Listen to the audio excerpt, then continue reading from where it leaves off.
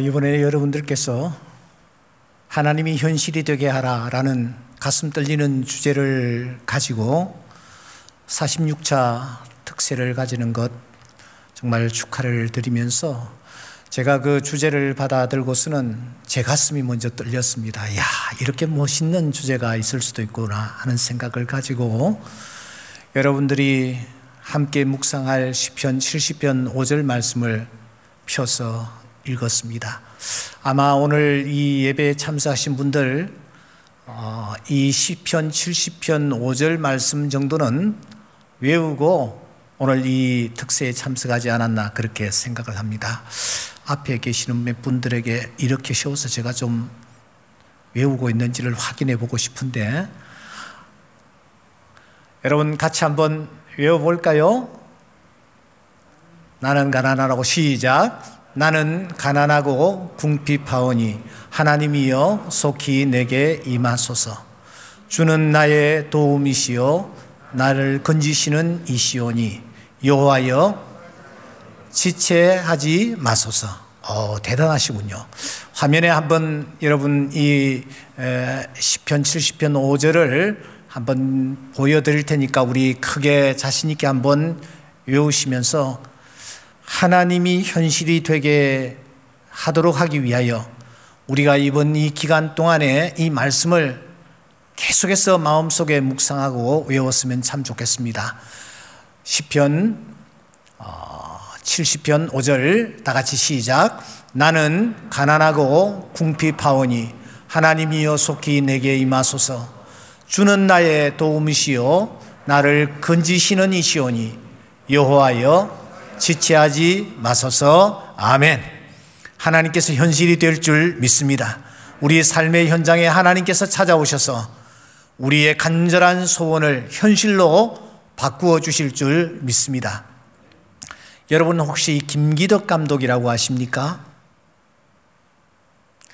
예, 재작년입니까? 12월 리투니아에서 작품 활동을 하다가 세상을 떠난 59세의 그 김기덕 유명한 감독 말고 말입니다. 원조 감독입니다. 여러분 이 김기덕 감독 혹시 저분 아시는지 모르겠습니다만 저분은 정말 유명한 분입니다. 오인의 해병이라든지 맨발의 청춘이라든지 이런 귀한 작품들을 거의 100편 가까이 메가폰을 잡고 작품 활동을 하시다가 얼마 전에 세상을 떠나신 분입니다. 이분이 후반부에 저희 교회에 나와서 신앙생활을 참 잘했습니다. 예배를 마치고 이제 바깥에서 제가 이렇게 인사를 하노라면은 언제나 중절모를 쓰고 나타나셨는데 이분이 중절모를 되게 탁 벗고 쓰는 아주 겸손하게 공손하게 인사를 건네시면서 이렇게 꼭 한마디를 하곤 하셨습니다. 목사님, 오늘 대본 참 좋았습니다. 이렇게 하시는 거예요. 이분 입에는 이 대본이라는 말이 굉장히 익숙해 있었던 것 같아요. 그래서 항상 저를 향해서 대본이 참 좋았노라고 그렇게 말씀을 하시는 것이었습니다. 시나리오를 많이 접하다 보니까 이 대본이 잘 되었는지 잘 못 되었는지 이런 것들을 아마 구분하는 능력은 탁월하지 않았나 그렇게 생각을 합니다. 오늘 우리가 룻기서를 폈는데 넉 장 85절에 불과한 아주 짧은 성경입니다. 그런데 이 짧은 성경 이 룻기를 놓고 많은 사람들이 극찬의 극찬을 아끼지 않습니다. 특별히 독일의 문호 괴테 같은 분은 세상에서 가장 아름답고 완벽한 작품이다. 그렇게 이 룻기를 극찬하고 있습니다. 슈레드라는 유명한 작가가 있는데 이분은 이 작품을 놓고 이 세상의 그 누구도 더 이상 이렇게 완벽한 작품을 쓸 수 없을 것이다. 이렇게 말하고 있습니다. 그만큼 룻기는 작품성이 아주 탁월한 그런 말씀 가운데 하나입니다. 우리가 이 룻기가 작품성이 탁월하다라는 사실 때문에 주목하는 것이 아니라 룻기를 펼치면 오늘을 살아가는 우리들에게 영적으로 너무너무 중요하고 귀한 메시지를 전해주고 있기 때문에 우리는 룻기서를 주목하는 것입니다. 그래서 3일 동안 아주 짧은 시간이지만 핵심을 우리가 한번 짚어나가면서 성령께서 오늘을 살아가는 우리들에게 주시는 하나님의 음성에 귀를 기울이는 그런 귀한 시간들이 되었으면 하는 마음 간절합니다. 서막이 펼쳐집니다. 무대의 커튼이 서서히 올라갑니다. 무대는 잿빛으로 분간하기 어려울 그런 상황입니다. 그런데 커튼이 올라가자마자 여기저기서 픽 하며 쓰러지는 소리들이 연이어서 나타나고 있습니다. 더 자세히 보니까 울부짖는 소리, 탄식하는 소리까지 겹쳐지고 있습니다. 이 무대가 점점 커튼이 올라가면서 여기에 누군가가 하나 픽 쓰러집니다.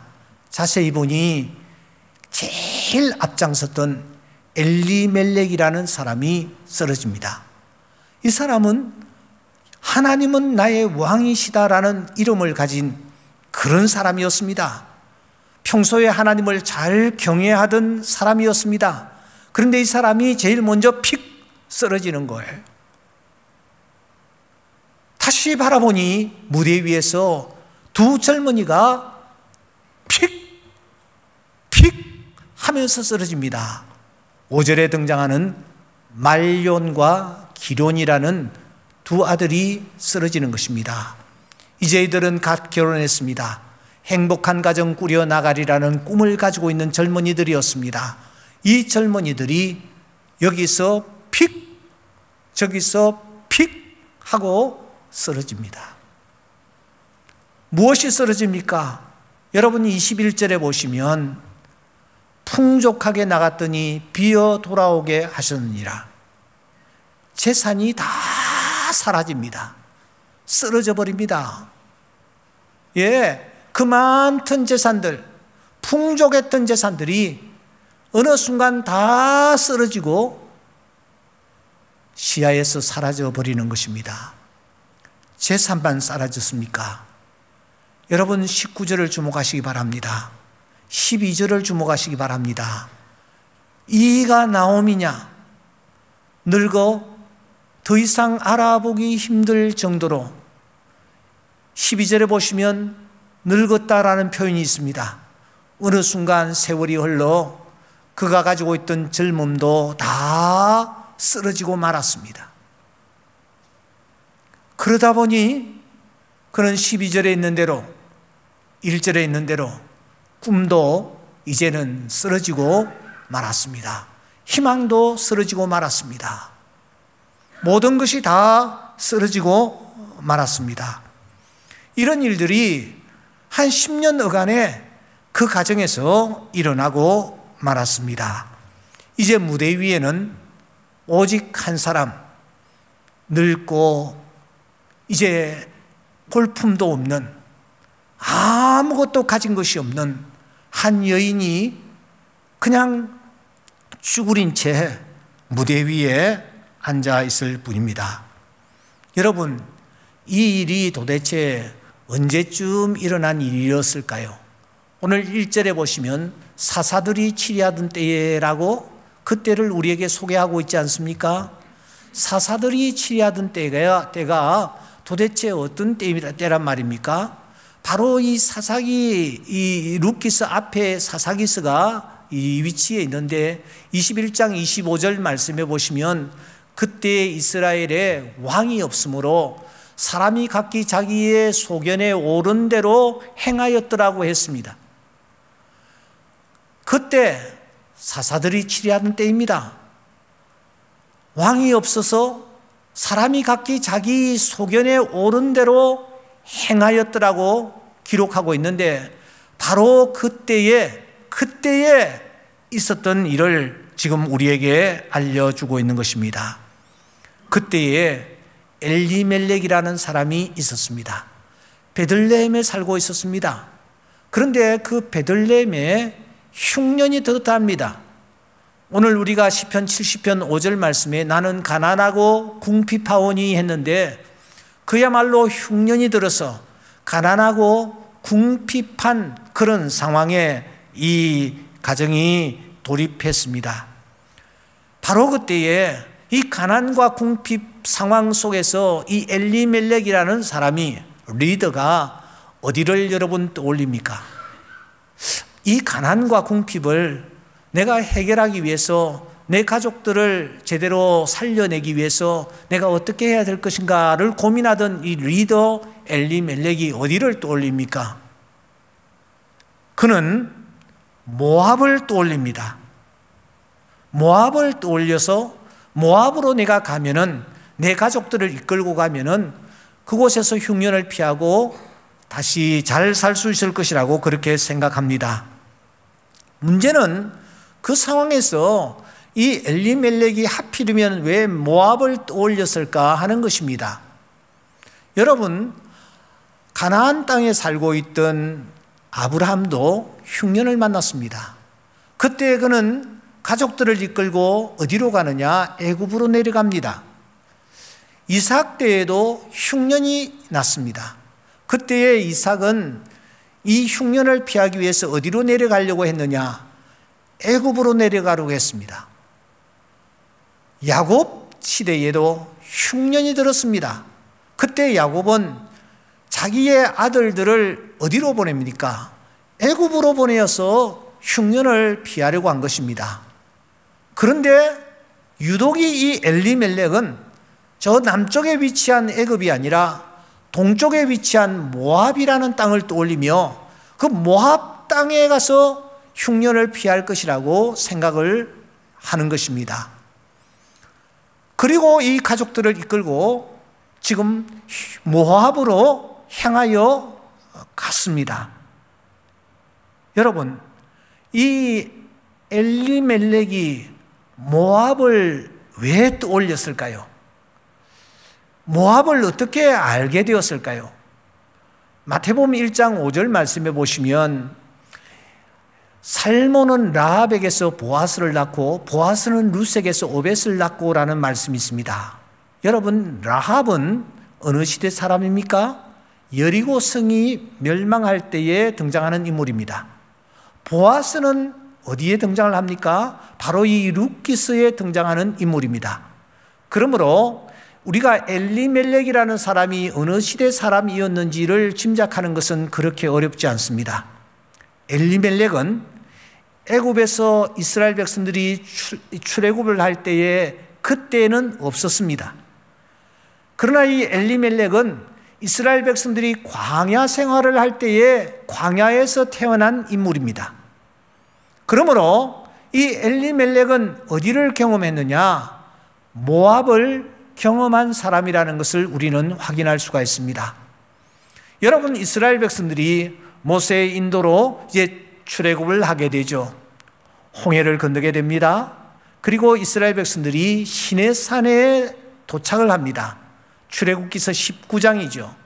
그때 모세는 이제 시내산에 올라가 하나님을 만나고 율법과 계명을 하나님으로부터 받습니다. 그것이 레위기서입니다. 민수기서는 어떤 성경이냐? 이스라엘 백성들이 드디어 시내산에서 출발하여 요단강, 여리고성 맞은편에 위치한 요단강에까지 도착하는 여정을 기록하고 있는 성경이 민수기서입니다. 민수기서는 전체 36장으로 구성되어 있습니다. 그 36장 가운데서 여러분, 충격적인 사실은 민수기서 22장 1절에 보시면 이스라엘 백성들이 바로 이 여리고성 맞은편에 위치한 모압 땅에 도착한 것을 우리가 확인할 수가 있습니다. 22장 1절 말씀에 이스라엘 자손이 또 길을 떠나 모압 평지에 진을 쳤다. 그 장소가 어디냐? 요단 건너편 곧 여리고 맞은편이더라고 기록하고 있습니다. 전체 36장 가운데서 22장에 이스라엘 백성들이 여리고성 맞은편에 위치한 모압 땅에 이 사람들이 도착해 있습니다. 여러분, 이스라엘 백성들의 최종 목적지는 어디입니까? 요단강 건너편에 위치한 가나안 땅입니다. 그 가나안 땅이 코앞입니다. 눈앞에 여리고성이 보입니다. 아침 저녁 요단강에 내려가 물을 떠와서 식수를 사용하고 있었을 것입니다. 그런데 왜 이스라엘 백성들은 모압 땅에 머물고 있었을까요? 왜 건너가지 않았을까요? 여기 계시는 분들 아마 요단강 경험하신 분들도 계실 것입니다. 성지순례 가시면 요단강을 경험할 수가 있습니다. 요단강은 우리나라의 한강, 이런 강과는 비교가 되지 않냐는 그야말로 실개천에 불과한 강입니다. 폴짝 뛰면 건너갈 수 있는 그 요단강입니다. 그런데 왜 이스라엘 백성들이 모압 땅까지 와가지고 여리고성이 보이는 그곳까지 진출해가지고 그들이 여러분 가나안 땅으로 넘어가지 않냐는 이유는 무엇일까요?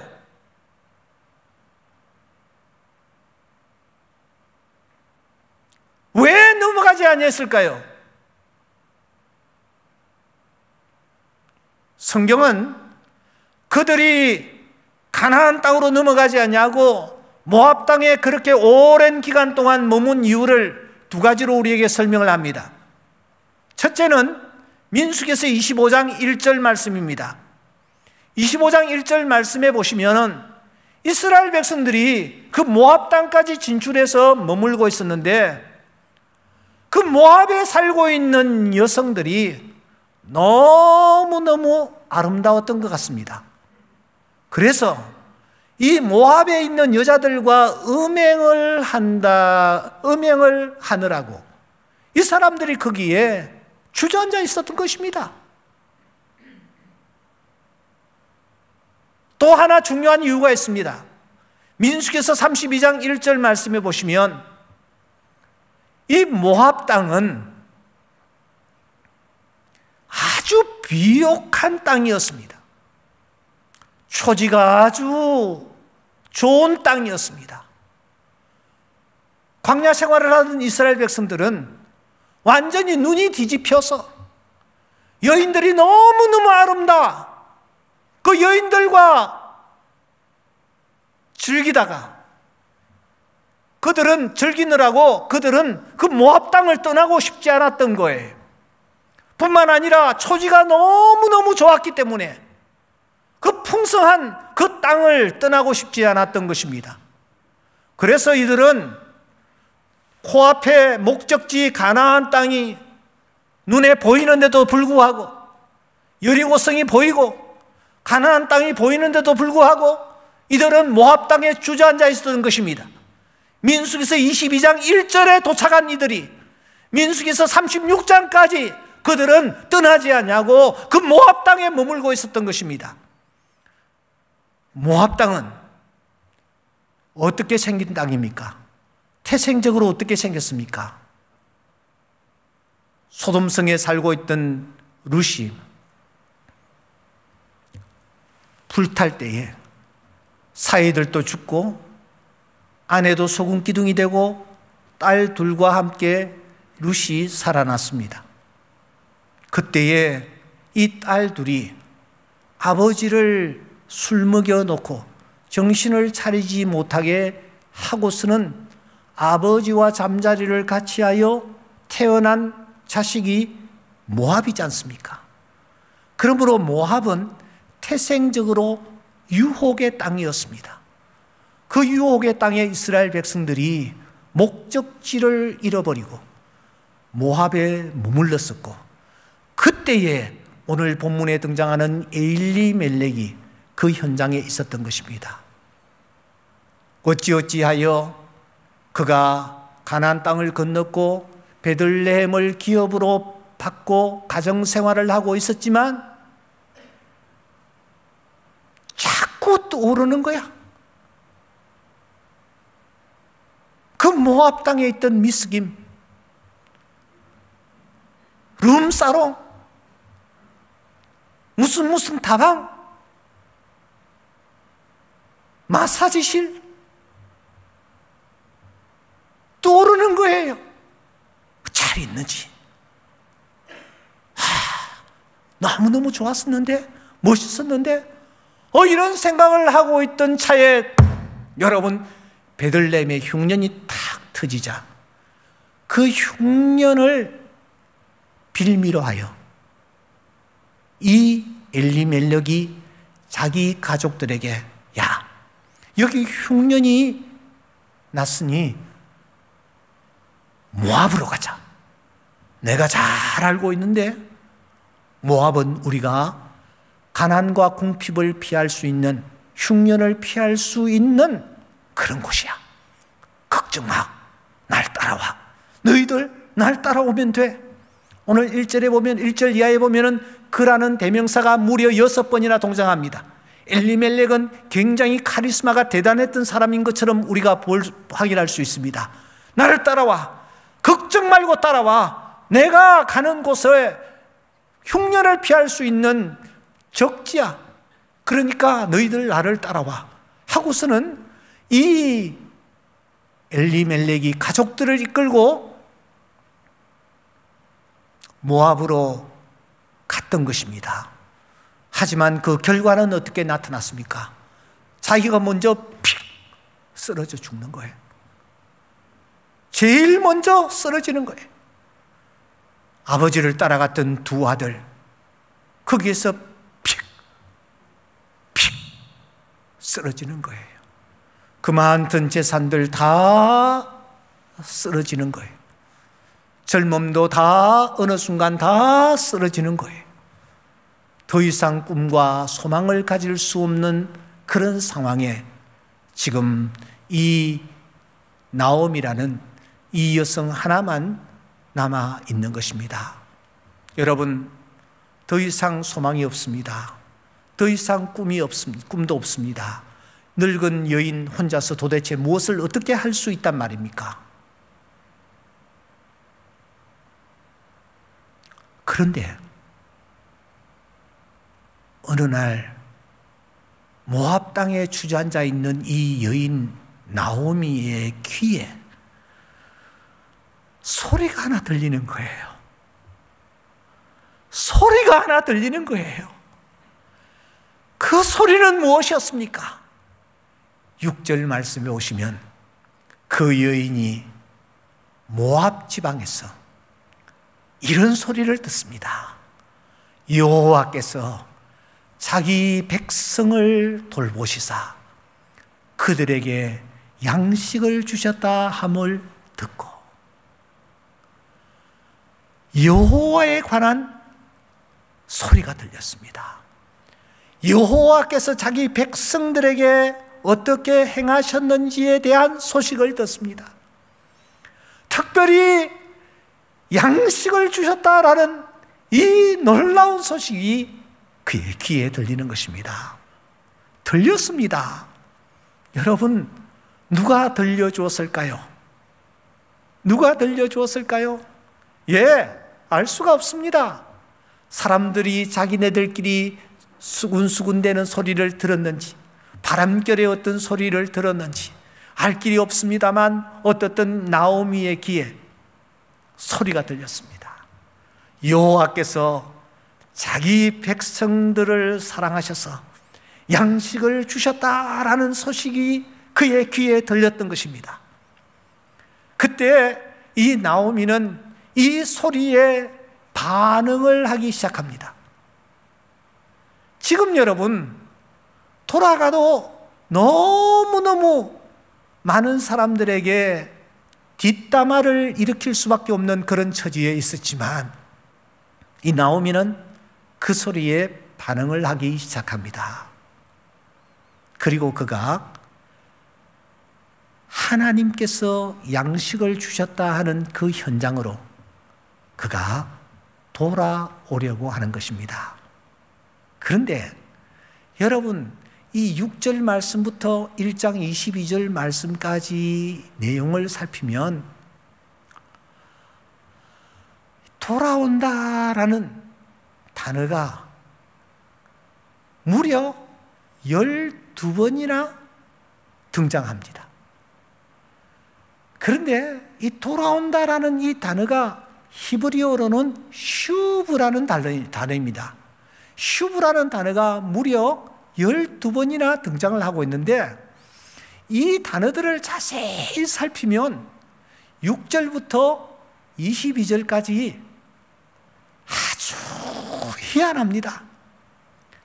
모압으로 돌아가라라는 소리가 6번 들립니다. 아니야, 베들레헴으로 돌아가라라는 소리가 6번 들립니다. 그런데 이 소리들이 어지럽게 들리는 것입니다. 오늘 제가 잠시 표현을 했습니다마는 6절은 베들레헴으로 돌아가라라는 소리입니다. 7절은 베들레헴으로 돌아가라라는 소리입니다. 그런데 8절은 아니야, 모압으로 돌아가라라는 소리입니다. 이렇게 소리들이 막 어지럽게 들리는 겁니다. 그런데 이 말들이 한결같이 슈브라는 단어입니다. 예, 이 슈브라는 단어에 사람들이 반응을 하기 시작합니다. 어떤 사람은 모압으로 돌아가라라는 소리구나 하고 모압으로 돌아갑니다. 또 어떤 사람은 똑같은 슈브를 아니야, 베들레헴으로 돌아가라라는 소리야 하고 베들레헴으로 향하는 사람들이 있습니다. 똑같은 슈브 앞에 이 사람은 이렇게 반응하고 저 사람은 저렇게 반응하는 것을 우리가 확인할 수 있습니다. 여러분, 제가 도표를 하나 다시 보여드리겠습니다. 모압과 베들레헴 사이에 길이 펼쳐지고 있습니다. 길이 펼쳐지고 있습니다. 이 길 위에 슈브라는 소리가 막 들리기 시작합니다. 그 소리에 사람들이 반응을 하는 것입니다. 어떤 사람은 슈브를 베들레헴으로 돌아가라라는 소리로 읽고 어떤 사람은 슈브를 모압으로 돌아가라라는 소리로 해석을 합니다. 그래서 사람들이 각자의 발자취를 그 길 위에 남기는 것입니다. 제일 먼저 엘리멜렉이라는 사람은 어떤 발자취를 남깁니까?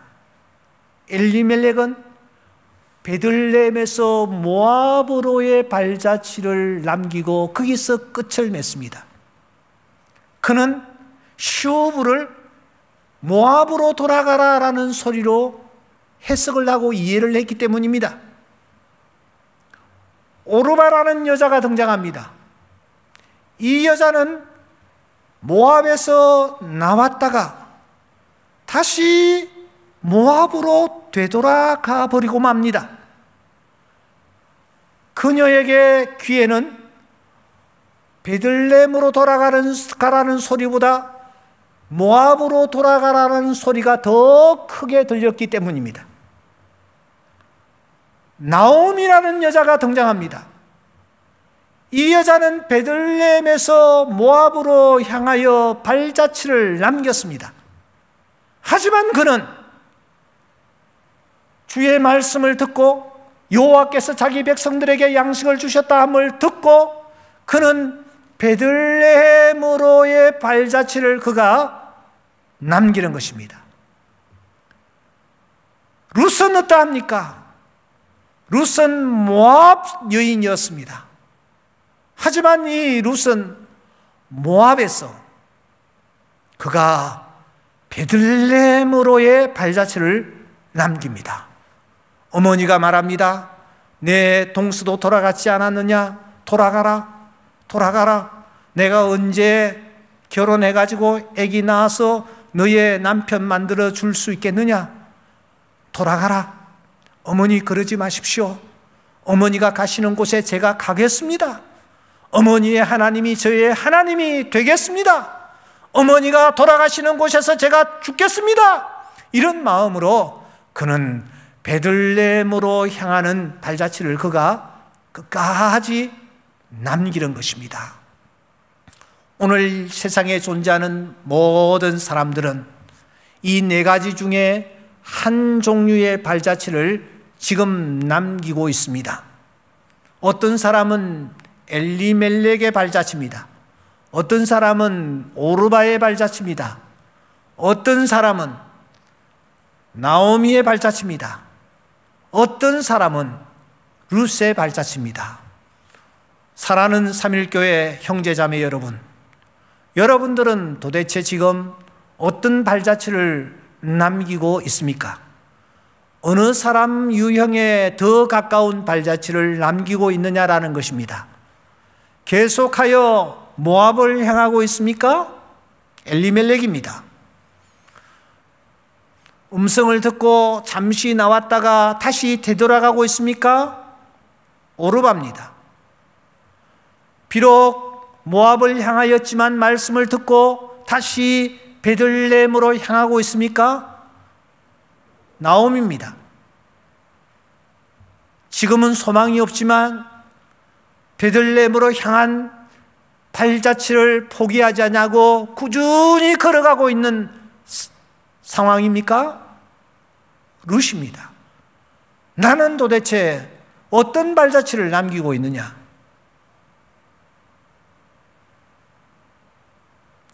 베들레헴으로 돌아왔던 나오미, 그 나오미를 따라 함께 돌아왔던 룻을 위하여 1장 22절은 이렇게 마무리되고 있습니다.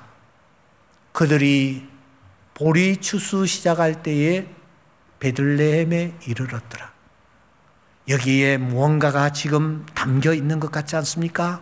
보리 추수 시작할 때에 하나님께서 말씀을 붙잡고 하나님의 말씀이 우리의 현실이 될 것을 기대하면서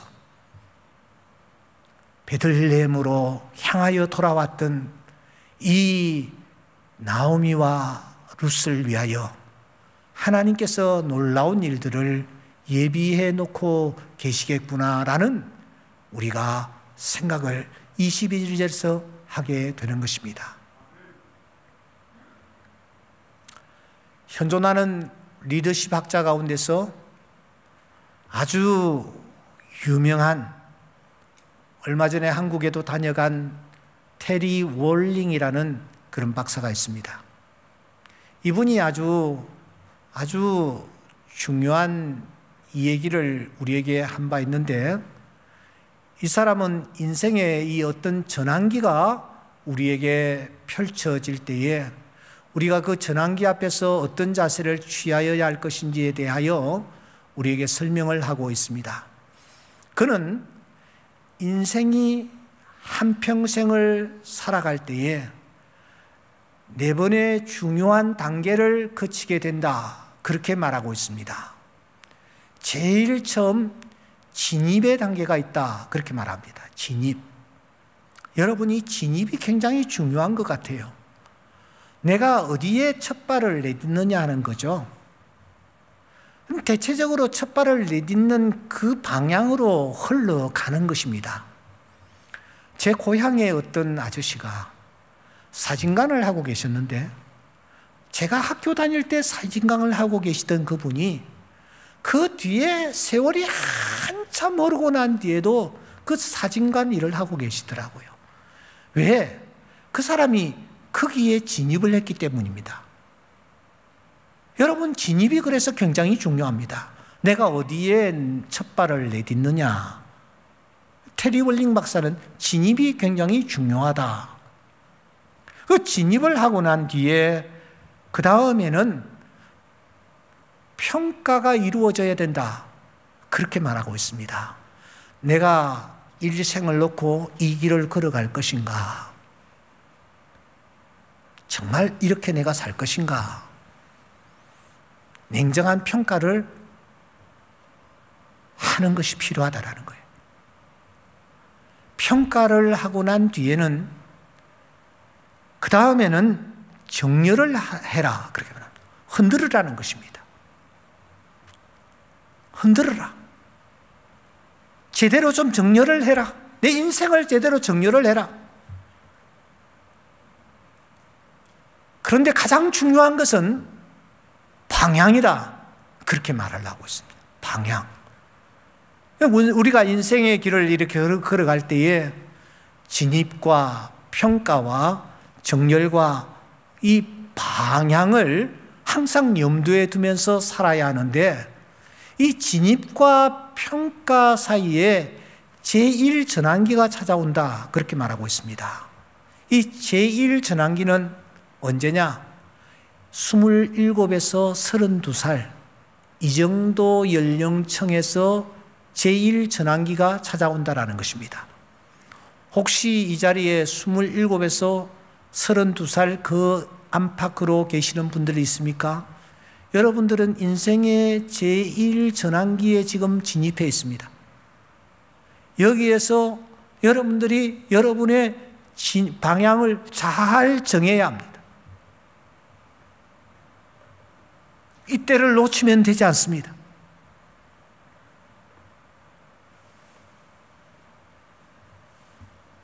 정말 내가 이 길을 걸어갈 것인가? 내가 이 일을 하면서 인생을 마무리할 것인가? 이때가 그 사람의 전체 생애를 놓고 굉장히 중요한 시점을 지내는 것이다. 그렇게 보고 있습니다. 제1전환기를 그래서 깨달음의 단계라고 말하는 것이죠. 제2전환기가 한 번 더 있습니다. 이때는 이 테리 월링 박사의 견해에 의하면 42살 이쪽 저쪽 이때랍니다. 이때는 결혼을 하고 가정을 어느 정도 이루고 이제 안정기에 접어들었죠. 사회적으로도 상당한 위치를 이제 내가 차지하고 있을 때입니다. 좀 마음이 편안해질 때입니다. 이때가 제2전환기라는 것이죠. 이때 그냥 주저앉아 있으면 되지 않는다라는 것입니다. 어떻게 내가 정말 남은 생애를 살 것인가? 굉장히 중요하다라는 겁니다.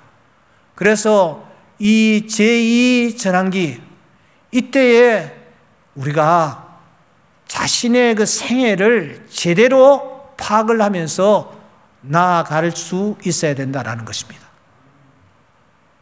마지막 전환기가 하나 더 찾아온답니다. 제3전환기입니다. 이 마무리하는 전환기입니다.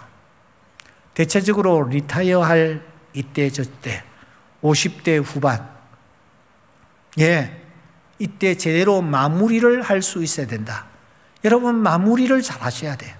잘 달려오다가 마무리가 제대로 되지 아니하면 그 인생은 헛인생이 되는 것입니다. 그래서 마무리를 잘하는 이때를 그는 제3전환기라고 보는 것입니다. 이렇게 그가 인생을 설명하면서 이 사람이 가장 강조하는 것은 무엇이냐? 방향이라는 거예요. 어느 방향을 바라보느냐? 누구를 바라보느냐? 무엇을 바라보느냐? 어디에 가치관을 두느냐? 이것이 굉장히 중요하다라는 거예요. 나오미는 방향을 바로 잡았습니다. 룻은 방향을 바로 잡았습니다. 그들은 베들레헴으로 향하였고, 베들레헴으로 향하였다라는 것은 하나님의 말씀을 붙잡고 말씀을 향하였다라는 뜻이요, 베들레헴으로 향하였다라는 것은 베들레헴에서 탄생하실 예수 그리스도 그분을 바라보며 나아갔다라는 것입니다. 이번 이 기회에 여러분들이 예수 그리스도를 주목할 수 있기를 주의 이름으로 축원합니다. 주님을 향하여 나아가는 은혜가 있기를 바랍니다.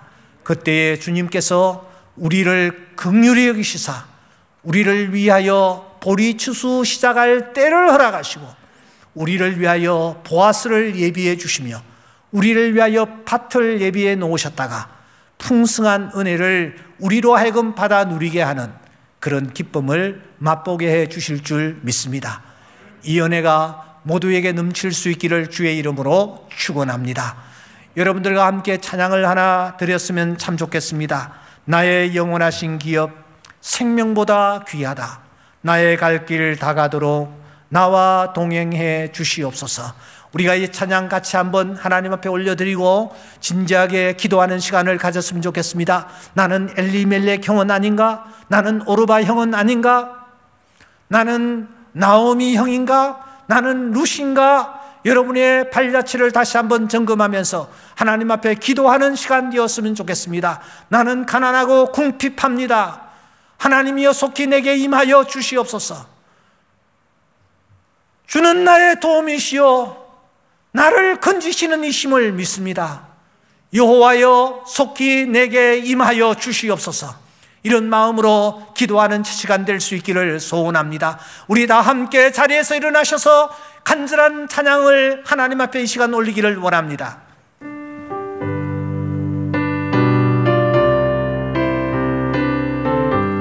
손을 앞으로 내미시고 나의 영원하신 기업, 나의 영원하신 기업 생명보다 귀하다. 나의 갈 길 다가도록 나와 동행하소서. 주께로 가까이 주께로 가오리. 나의 갈 길 다가도록 나와